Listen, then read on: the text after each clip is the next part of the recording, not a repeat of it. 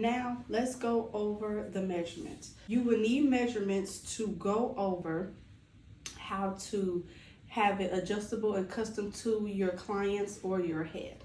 So you're going to need measuring tape. The circumference determines the canvas head. What is a canvas head? This right here.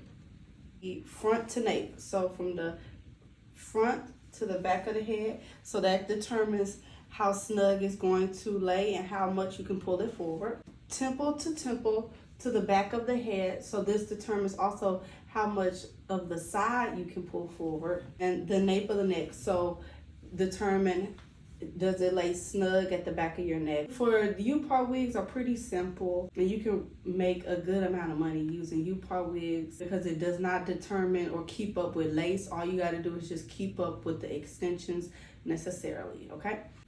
You're going to need hair. So this is 2 bundles of 14 inches hair extension, and you're going to need a upart wig cap, okay? So you can get this from your local hair store, or you can go to a vendor and ask them to supply you for your wigs once you start getting like real busy. But go to your local hair store and you can pick these up. So you can either do, this is a upart for side parts. So this gonna either go this way for your client or it can go this way. What you're gonna do is once we get finished, you're gonna put combs in certain areas. So once they put on their upart wig, they're able to go within their hair.